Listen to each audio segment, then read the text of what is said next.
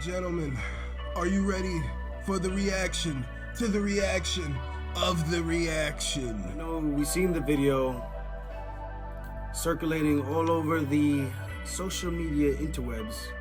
Conversation between myself, my management, and Hunter. I wasn't really excited to see that clip again because I had to relive all those emotions again. Kind of riled me up a little bit because it really did piss me off in that moment of time back then. And then the night of the fight, you know, and this is just the series of events. They don't make fights the night of the fight, but somehow, for whatever reason, my fight in particular just happened to be made that night. And I know the whole narrative of can't get out of my own way, don't do myself any services when I get to social media and whatnot. But I think it's hard for people to hate on someone it should be hard for people to hate on someone who speaks the truth. You know, I'm not speaking no one else's truths. I'm not trying to sway the fans in any one way. I just give the facts and let people make their own decision. From that night, I said, I don't know what he's talking about. I have no desire to fight right now. And that was the whole thing I was saying. I have to heal up and see how my body holds up. Exactly. We can fast forward. Yes, I came into the fight compromised and to the training camp compromised. O'Malley got hurt during his training camp. Two completely different things. I was there to win, but I was also there to just be a participant. I hate to say it, but it's the harsh reality. There's a complete difference when someone is on, when they're in the zone, and you can see when someone's flowing, and you're just like, I didn't feel that night in August. No excuses. Once again, no excuses. The better man that night won. I don't know how many times I have to say that. I don't want to keep talking about this. People keep bringing it up. I did a great job the last few weeks, not even talking about Sean O'Malley one time. And then somehow, some way, this video surfaces. The UFC put it out, and people are now tagging me, and I'm just like, I just want to enjoy my social media without having to talk about this again, please. But I do know I didn't get a fair shake in coming into that one, and again, it was my grown decision to say yes. After saying no, I kind of got beaten down, and I don't think people understand what it's like to be in that hot seat with the pressure. And you know, I'm not trying to bash my bosses, these guys who pay my check. If I knew the pay-per-view numbers were going to be what it was, I would have just sat until January, February, March and waited to fight. That's the only thing I regret, because I felt like it was the opportunity of a lifetime. After saying no, being coerced. So when he said that, I didn't know what he meant. Is he saying the pay-per-view didn't sell too well? That's what I'm getting when he said, I heard some say that like months back. And that tells me that the pay-per-view didn't do too well. In hindsight, I wish I stuck to my guns and just waited, because the bag of loot, the golden Lucky Charms or whatever at the end of the rainbow, I mean, I made don't get me wrong, I made good money, but it wasn't what I was thinking it was going to be. I live my life glass half full.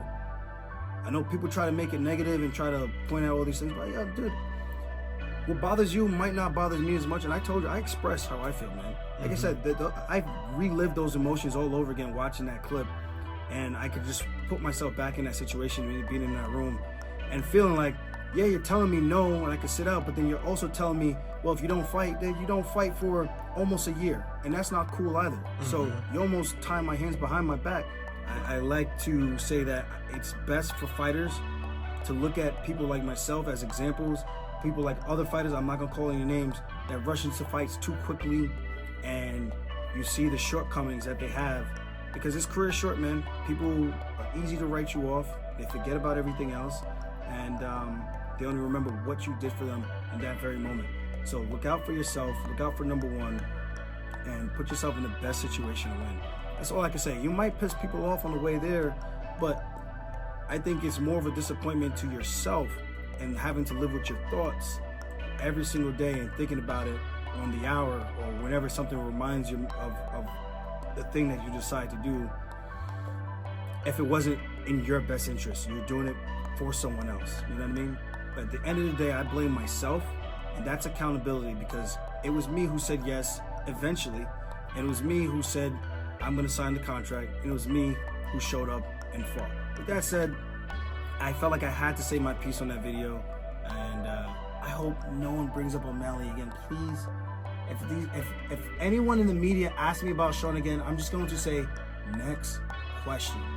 And I'm not trying to be a dick. I just don't. We're not in the same weight class anymore. I don't care. I don't care. Let him handle Marab. Marab's going to deal with him. I moved on. I want you guys to move on too, so we can all move on in peace together. So, with that said, if you like this, if you don't like it, I don't care. Hit the like button anyway. I'll see you guys next time. Yeah, I'm gonna get some food. I almost feel a little guilty making the video, given like he's like, I don't want to talk about this anymore. Like, you know, and as an Aljo fangirl, as you guys are saying in the comments, I feel some type of way even talking about this anymore. But you gotta respect Aljo for responding to the video. I've seen some people respond to my video saying like, well, Aljo never spoke about this before. Yeah, he did. You're clearly not an Aljo fan, because Aljo talked about this at length before the fight, and he talked about it many times post-fight. But it's good to see that Aljo's moved on. It's pretty shady. We can all see it. MMA Twitter, it seems like a lot of MMA Twitter is in love with Hunter Campbell after seeing that snake shit. Like, people love the behavior of Hunter Campbell in that video somehow. I thought it was disgusting. Made my skin crawl. But it is what it is. Shout out to Aljo. Hopefully he can be victorious against Movsar Evloev in his next fight. Go on to defeat Ilia Topuria. And then from there, we can have the rematch between he and Sean O'Malley at 145. See no reason why we couldn't have that, other than the fact that we usually can't have nice things. Let me know if you guys think Aljo's just complaining or spitting all facts. Thank you guys so much.